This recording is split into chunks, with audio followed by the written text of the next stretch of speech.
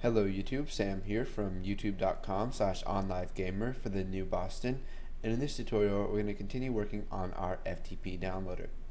So what we're going to be talking about now is deleting a file from the FTP server. Now, if you want to delete, upload, and download files, it all depends on the permissions of the user for the server. So let me open up my FileZilla server here. Let's see, here it is. So you can see there's a whole bunch of activity from me connecting to it through this program. If I go to my users, you can see I have a tutorials, and under the shared folders they can read, write, delete, and append. So make sure if you have an FTP server set up that they have all these permissions, or if you're connecting to one, because if they don't have these permissions then you won't be able to use this functionality. So we'll go ahead and double click on delete, and let's make sure that they have actually selected a file. So if list FTP files dot selected index does not equal -1, then we'll go ahead and do this. Now -1 is the index that is pretty much selected if nothing on there is selected, and then it starts at 0 and goes down to the list. So we'll just type FTP downloader dot delete, or FTP delete, and then for the file name we're going to use list FTP files dot selected item.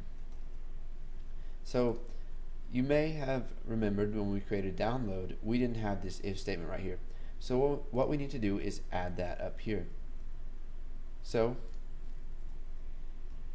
if list FTP files dot selected index does not equal -1, then we'll go ahead and download it. So we'll just end if right here, and if the selected index is -1, then we just want to tell them. So we'll just use an else. I'll type messagebox.show please select a file, error, and then messagebox buttons.ok, and then messagebox icon dot error. Okay, so let's go ahead and run this and see what happens if they try to download something that isn't there. It says error, please select a file, and you can hear it plays that error noise. So we'll go ahead and come back down into delete, and if the selected index is equal to -1, then we're going to delete that. So now what we need to do is add an else. So if it is, then we'll just type messagebox.show please select a file, and since we're using the same thing right here, let's just go ahead and copy this and paste it. Okay, so you can see here that we've got FTP delete, and we also have an option to FTP downloader dot delete directory. Now this lets us delete a directory in the FTP server, but we're not going to worry about that right now. Right now we're just going to delete files. So in order to make it to where they can only delete files and not whole folders, we need to add an and right here. So if the selected index is -1 and list FTP files dot selected item does not contain something, then does not contain a period, or does contain a period, then we want to let them go ahead and delete it. So in order to use contains, what we're going to have to do is create a variable. So dim file as string, and we'll set it equal to this right here. So we'll just copy that and paste it.